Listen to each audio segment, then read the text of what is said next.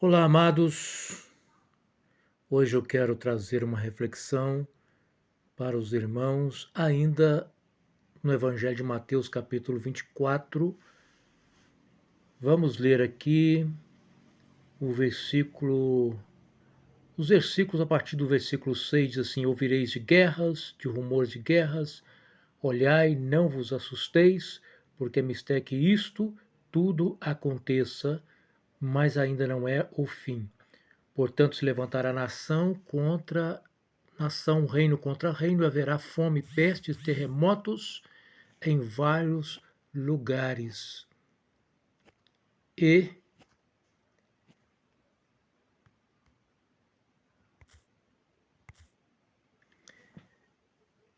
terremoto em vários lugares. Mas todas essas coisas são princípio das dores.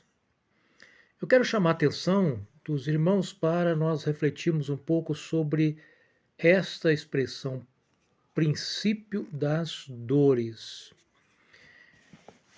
Bom, as dores aqui dita por Cristo, todos nós sabemos que ele está fazendo uma alusão à dor de um parto de uma mulher, onde começa a sentir as suas contrações para dar luz a um filho. Então, nós sabemos que as dores começam mais brandas, depois elas vão intensificando até chegar o momento do nascimento da criança.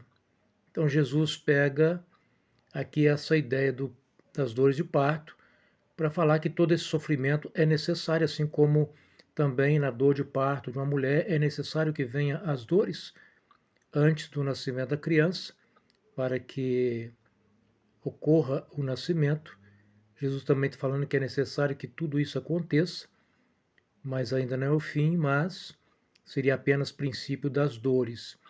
E a pergunta que nós começamos aqui trazer para a reflexão é: Jesus prometeu em algum texto retirar a igreja no princípio das dores? Será que nós temos algum texto onde Jesus prometeu retirar a igreja no princípio das dores? Vamos aqui pensar. Ele acaba de falar para os seus discípulos sobre esses sinais que marcariam o princípio das dores. Mas quando nós continuamos a ler, nós vamos chegar no versículo 24 e diz assim: Logo depois da aflição daqueles dias, o sol escurecerá, a lua não dará sua luz e as estrelas cairão do céu, as potências do céu serão abaladas. Então aparecerá no céu o sinal do Filho do Homem. Em todas as nuvens, todas as tribos da terra se lamentarão e verão o Filho do Homem vindo sobre as nuvens do céu com poder e grande glória, e ele enviará os seus anjos com rijo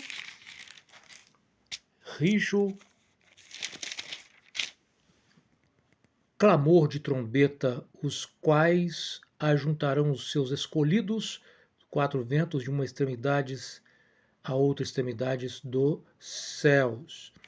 Então nós temos aqui Jesus falando de que a vinda do Senhor Jesus para juntar seus escolhidos ocorrerá depois da aflição daqueles dias. E que aflição daqueles dias Jesus está falando? Depois da aflição de qual aflição é essa? Nós vamos pegar aqui a sequência, quando ele fala de princípio das dores, no versículo de número 15, ele fala da grande tribulação. E quando ele fala da grande tribulação, no versículo 21, ele diz assim: porque haverá então grande aflição como nunca houve desde o princípio do mundo até agora, e nem tampouco haverá jamais. Então ele está falando aqui de um momento em que essas dores, que no momento ele está apontando como princípio, terá um aumento significativo que chegará ao chamado de grande aflição, que é o chamado da grande tribulação, momento de grande aflição. Mas quando chega esse momento de grande aflição, logo depois dessa aflição, ele vai dizer que Jesus virá nas nuvens com poder e grande glória e com rijo clamor de trombeta para juntar os seus escolhidos. Alguns pré-tribulacionistas vão dizer que aqui está falando dos escolhidos de Israel e não da igreja, que a igreja teria sido arrebatada em algum momento antes da grande tribulação. Mas vamos entender aqui como Paulo ele vê essa dor de parto. Vamos ver aqui em Romanos, Paulo escrevendo aos Romanos,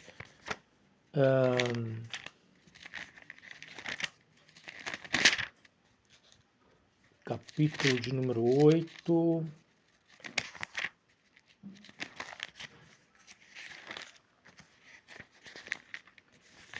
Paulo escrevendo aos Romanos, capítulo de número 8, versículo de número 20. Vamos começar aqui no 20. Então, versículo 20. Porque a criação ficou sujeita à vaidade, não por sua vontade, mas por causa do que a sujeitou, na esperança de que também a mesma criatura será libertada da servidão da corrupção para a liberdade da glória dos filhos de Deus. Porque sabemos que toda a criação geme e está juntamente com dores de parto até agora. Então preste atenção que Paulo também usa a expressão dores de parto para mostrar o sofrimento de toda a criação gemendo por causa das dores de parto. Ele vai dizer que a criação geme por causa das dores de parto até agora. E ele vai dizer assim, e não só ela, mas nós mesmos que temos as primícias do Espírito, ele está dizendo, os cristãos, nós, os cristãos que temos as primícias do Espírito, também gememos em nós mesmos, esperando o quê? A adoção, a saber, a redenção do nosso corpo. Então, Paulo está dizendo que o nosso gemido, juntamente com a criação que geme as dores de parto, está gemendo, esperando o quê? A adoção, a redenção do corpo. Então, Paulo vai aqui dizer que essa dor de parto dos cristãos vão finalizar quando? Na redenção do corpo. A redenção do corpo seria o fim das dores de parto dos cristãos. Aqui eu estou dizendo para os cristãos que estão vivos, aguardando o arrebatamento da igreja. O arrebatamento da igreja inclui a redenção do corpo dos que morreram e a transformação dos corpos daqueles cristãos que estiverem vivos. E então Paulo liga o fim desse sofrimento à redenção do corpo que se dará no arrebatamento, ou seja, na ressurreição, como nós podemos ver em 1 Coríntios capítulo 15, versículo 52, no momento, num abrir e fechar de olhos, ante a última trombeta, porque a trombeta soará e os mortos ressuscitarão incorruptível e nós seremos transformados, porque convém que isso que é corruptível se revista da incorruptibilidade e o que isto que é mortal se revista da imortalidade. Então, nós percebemos que Paulo vai aqui apresentar o arrebatamento da igreja na última trombeta, com a transformação dos que tiverem vivos e a ressurreição dos corpos dos que tiverem dormido em Cristo ou morrido em Cristo. Assim nós percebemos que essa dor de parto, ela só pode acontecer, só pode finalizar com a vinda do Senhor Jesus. Enquanto Jesus não vem para arrebatar a sua igreja, a dor de parto ela vai intensificando, ou seja, a igreja estará na grande tribulação. Outra expressão que eu gostaria de ler aqui para os irmãos é o que nós encontramos em Apocalipse, onde nós encontramos Apocalipse capítulo 1, Apocalipse, capítulo 1, versículo de número 7. Eis que vem com as nuvens e todo olho verá, até mesmo os que transpassaram, todas as tribos da terra se lamentarão sobre ele, sim. Amém. Eu sou Alfa, o Ômega, o princípio e o fim, diz o Senhor, que é, que era e que há de vir Todo-Poderoso. Então, a volta do Senhor Jesus é iniciada no primeiro capítulo do Apocalipse, já começa a ser anunciada no primeiro capítulo do Apocalipse aqui, para esse momento especial que é a volta do Senhor Jesus. Então, essa expressão aqui que nós encontramos, onde ele vem com as nuvens e todo olho o verá, até mesmo os que transpassaram, nós encontramos a promessa de Jesus logo depois da aflição daqueles dias. A lua não dará o sol escurecerá, a lua não dará a sua luz, as estrelas cairão do céu, as potências do céu serão abaladas, então aparecerá no céu o sinal do Filho do Homem, e as tribos da terra se lamentarão. Veja que em Apocalipse fala que as tribos da terra se lamentarão na vinda do Senhor Jesus. O Filho do Homem vindo sobre as nuvens, a mesma expressão, vindo sobre as nuvens, com poder e grande glória, para ajuntar os seus escolhidos. Não faz muito sentido a revelação, o livro da revelação, que é o livro do Apocalipse, onde fala do final e da grande vitória da igreja, iniciar trazendo a esperança para a igreja, anunciando algo que vai acontecer depois do arrebatamento da igreja, como se fosse, na visão pré, a vinda do Senhor Jesus somente para os judeus, ou seja, que Jesus estivesse avisando no livro do Apocalipse, no primeiro capítulo, a respeito da sua vinda para os judeus. Não. A revelação foi endereçada à igreja.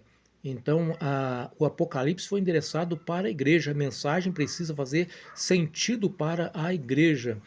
E essa mensagem inicia-se no Apocalipse apontando para esse momento da promessa de Jesus vindo no momento de grande aflição e de lamento, onde as tribos da terra se lamentarão, mas o Filho do Homem virá com poder e glória, enviará os seus anjos, ajuntará os seus escolhidos e terá então assim alívio para o seu povo no arrebatamento da igreja, na vinda do Senhor, findando sim para a igreja as dores de parto, cumprindo a promessa do Senhor.